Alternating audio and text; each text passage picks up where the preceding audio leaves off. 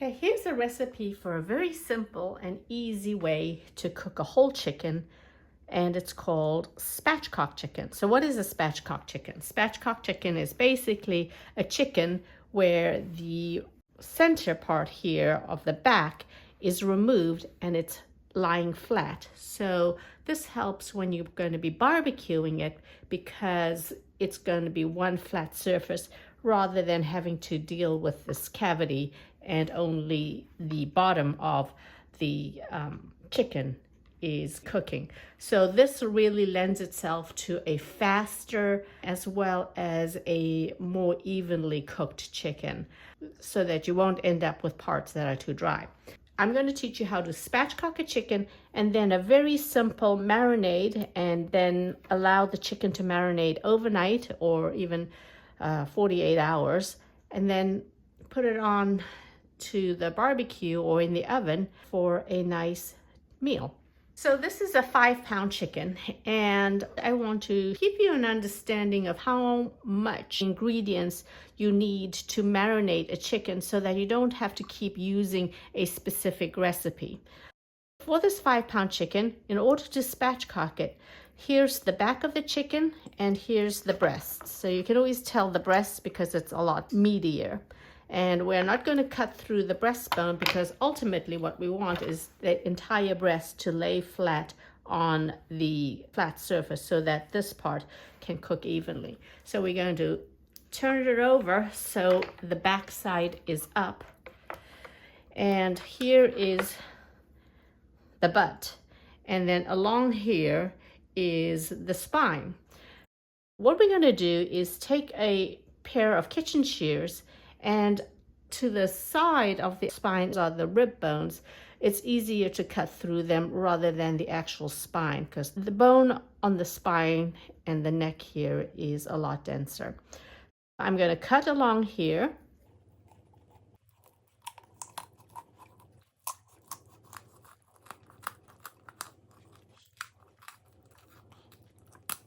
Okay, and then you'll see here how I've cut right through the ribs rather than this very thick bone. And then I'm going to do the same thing on the other side.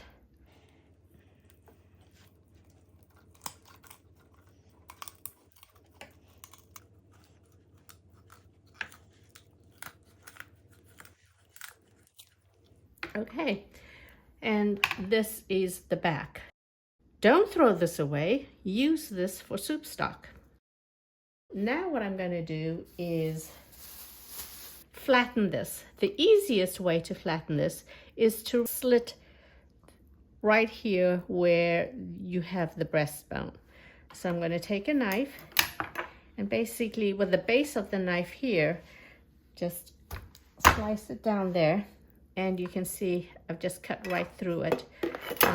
And then flip it over like this and then just press it down.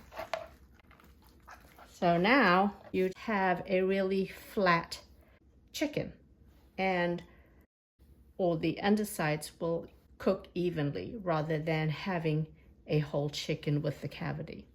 Okay, so here's your spatchcock chicken. Now I'm going to just place this in a Pyrex dish, and this Pyrex dish is what I'm going to be using to marinate my chicken. You'll need a large clove of garlic for every pound of chicken. So this is a 5-pound chicken, and I have about, I don't know, 8 cloves here. Some of them are really small and some of them are really large. I want a clove that's about this big, and you see how some of them are small. So I'm going to be putting that into a hand blender. And then I'm going to use a juice of 1 lemon. Now, the reason for lemon is because the lemon is acidic, and the acid in the lemon will then tenderize the chicken. So I'm going to use my reamer and squeeze out the lemon juice here. Try not to get any pits into the container.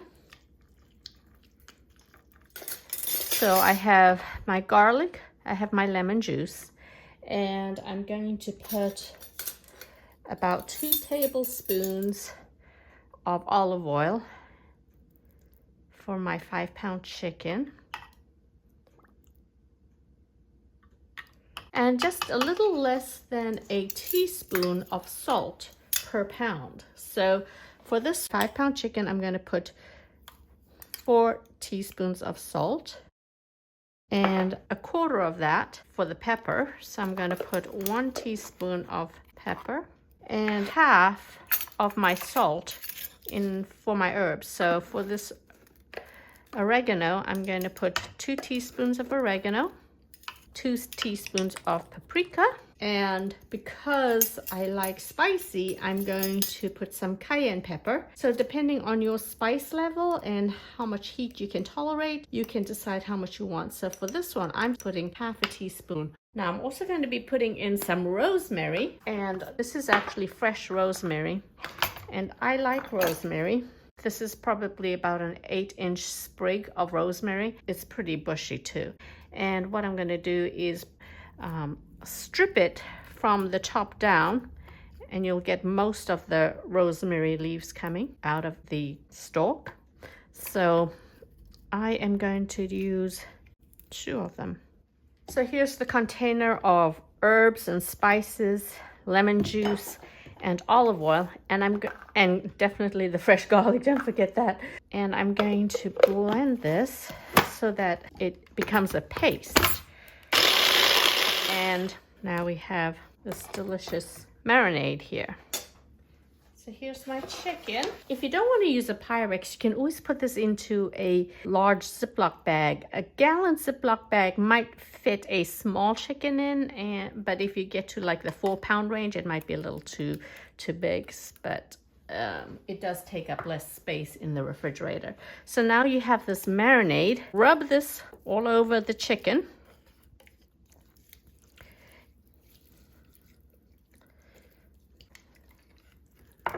Especially the back.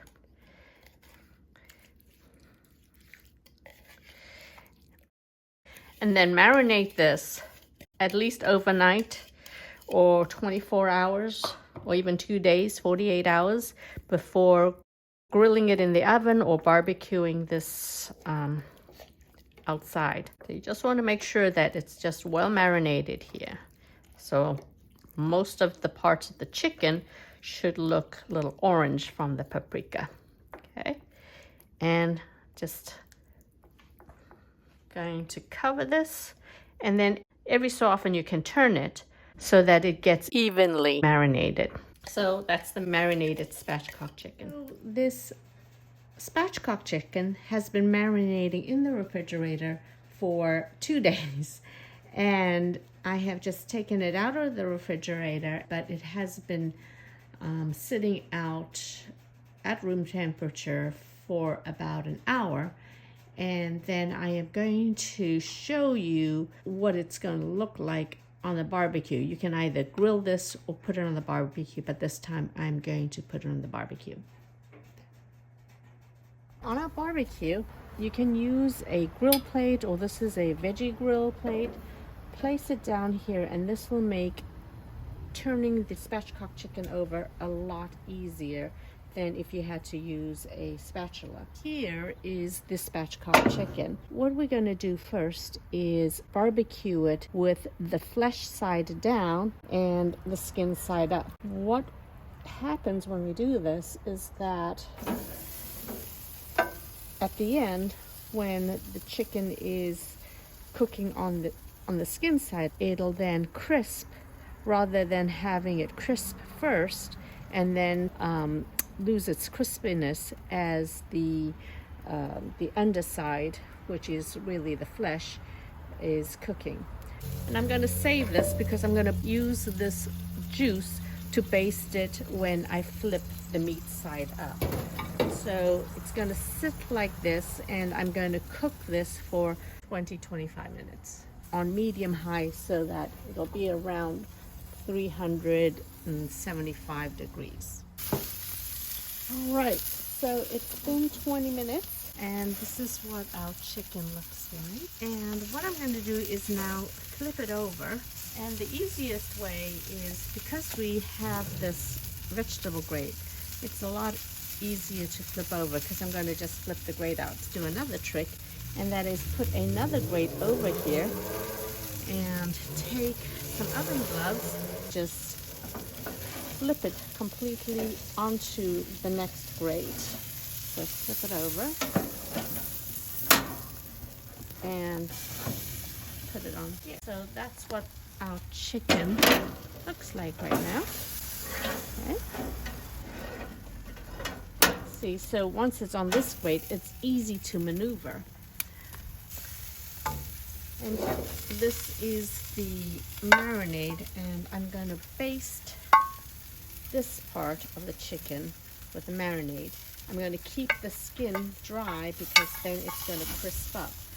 And I want to make sure that I'm not going to burn the skin side of the chicken, so you can either reduce the temperature so it's actually below 400 degrees, or what you can do is to put the heat on to a different burner so you get the latent heat. So I'm going to taking this off and putting this burner on. So it's actually just getting the latent heat from these two burners. Keep it on the side here. I also do want to get my instant read thermometer, and after about 15 minutes test it to see if it is cooked. And then the internal temperature, we want to have it reach 162 right when you put it into the breast. It'll be about 375 once it gets heated up, and this is going to go for another 20 minutes. Last 5 minutes, I turned on the fire that is right underneath the actual chicken and shut that off so that the skin can crisp up and brown. So right now it's at about 142. So let's give it 5 more minutes and check the temperature then. Okay, so here's the chicken. I'm going to turn it off, hopefully, to the instant read thermometer, and it's at 159, which is close to 160. And what we'll do is just let it sit here a little bit. Oh, 165. Yep, we're good. Take a nice spatula and flip him right over there. Okay, so here is your spatchcock chicken, and it looks absolutely delicious.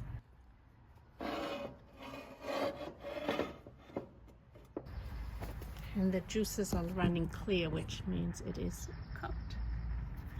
The skin is also really crispy.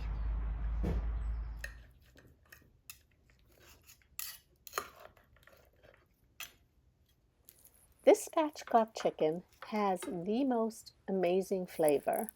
Not only is the flavor good, but the meat is easy to cut and easy to separate, and it is also so moist. This recipe is definitely worth trying. More recipes can be found on sammywongsKitchen.com or social media. If you found this video helpful, please subscribe to my YouTube channel. Thanks!